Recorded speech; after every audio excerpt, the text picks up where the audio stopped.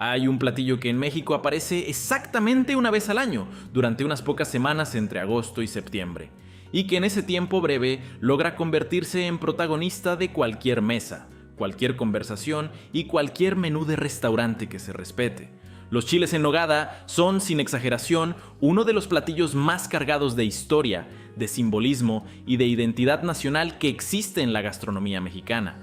Pero la versión de su origen que casi todos conocemos, esa historia perfecta de las monjas y los colores de la bandera, no es exactamente lo que los historiadores han encontrado cuando se pusieron a investigar en serio. Hoy vamos a contar las tres versiones que existen, a revelar lo que la UNAM descubrió que cambia la historia, y a entender por qué un platillo tan complejo y tan específico solo puede comerse durante unas semanas al año. Para entender el origen de los chiles en nogada, hay que situarse en uno de los momentos más tensos e importantes de la historia mexicana, agosto de 1821. Llevaba más de 11 años el país en guerra de independencia, con batallas, traiciones, muertes y alianzas que cambiaban de lado constantemente.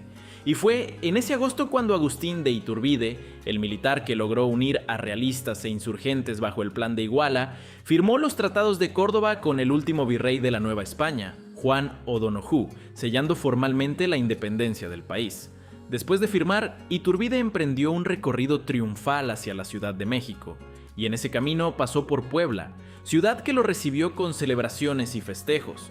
El 28 de agosto de ese año, día en que se celebraba el Día de San Agustín, el santo patrón de Iturbide, la ciudad organizó un banquete en su honor. Y fue en ese contexto donde, según la historia más conocida, nacieron los chiles en nogada. De acuerdo con la versión más popular, las monjas agustinas del convento de Santa Mónica en Puebla prepararon los chiles en nogada en honor a Iturbide, creando un platillo que representara los colores de la bandera del ejército trigarante, aprovechando los ingredientes de temporada disponibles en ese momento: el verde del chile poblano, el blanco de la nogada hecha con nuez de Castilla y el rojo de los granos de granada que se esparcen encima. Un platillo que en cada bocado recordaba los colores bajo los cuales México acababa de nacer como nación independiente. Es una historia perfecta. Tiene contexto histórico, tiene simbolismo patriótico, tiene la imagen romántica de las monjas creando algo extraordinario en su cocina del convento. El problema, como ocurre con muchas historias perfectas, es que cuando los historiadores se ponen a buscar evidencia documental directa de que eso ocurrió exactamente así, la evidencia no aparece tan clara como la leyenda sugiere.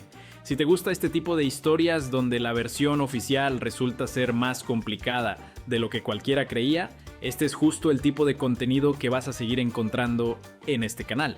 Suscríbete para que no te pierdas los próximos videos, porque seguimos desarmando los mitos y las verdades detrás de las cosas más mexicanas que existen. Hay una segunda versión que también circula con fuerza y que fue documentada por el escritor y cronista Artemio de Valle Arizpe, uno de los más importantes narradores de la historia y las leyendas mexicanas del siglo XX. Según su historia, 3 soldados del regimiento de Iturbide tenían novias en Puebla, quienes decidieron prepararles un platillo especial para su regreso. Cada una eligió un ingrediente que representara los colores de la bandera trigarante y, tras encomendarse a la Virgen del Rosario y a San Pascual Bailón, crearon los chiles en nogada tal como se conocen hoy. Esta versión tiene un encanto diferente a la de las monjas. En lugar de religiosas creando algo por orden institucional, son mujeres comunes, enamoradas, pidiendo inspiración divina para crear algo que celebre el regreso de sus seres queridos. Es menos solemne, más humana, y por eso también tiene sus propios defensores. Pero hay una tercera versión que cambia todo el debate y que viene de investigaciones académicas mucho más recientes. La historiadora Guadalupe Pérez San Vicente, quien dedicó su vida a estudiar la cocina mexicana, afirmó que la receta ya existía mucho antes de la visita de Iturbide. Como prueba, citó el recetario La típica cocina poblana y los guisos de sus religiosas, que documenta platillos similares desde el siglo XVIII. Esta investigación sugiere algo que cambia completamente el ángulo de la historia. Los chiles en nogada no fueron inventados para Iturbide. Ya existían, probablemente desde al menos varias décadas antes, en la tradición culinaria de los conventos poblanos. Lo que ocurrió en agosto de 1821 no fue la creación del platillo, sino su consagración pública. el momento en que una receta conventual que circulaba de forma más o menos discreta fue puesta en el centro del escenario histórico más importante de ese siglo.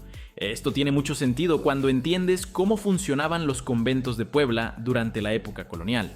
Durante la época colonial, los conventos de Puebla y otras regiones fueron centros de innovación culinaria.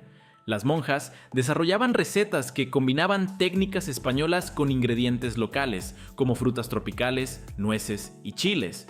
Los chiles en nogada son un ejemplo paradigmático de esta fusión. La combinación de ingredientes que tiene este platillo refleja exactamente ese proceso de mestizaje culinario. El chile poblano y la granada son ingredientes que ya estaban aquí antes de la conquista o llegaron temprano. La nuez de Castilla la trajeron los españoles.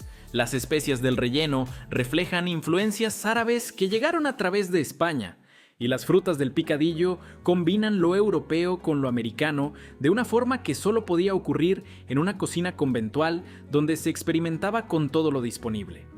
El chile en nogada no es un platillo que alguien inventó de la noche a la mañana para sorprender a un general, es el resultado de décadas de experimentación en cocinas que mezclaban dos mundos.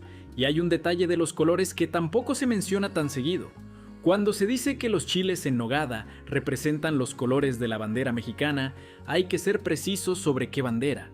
La versión popular señala que representan los colores del ejército trigarante, verde, blanco y rojo.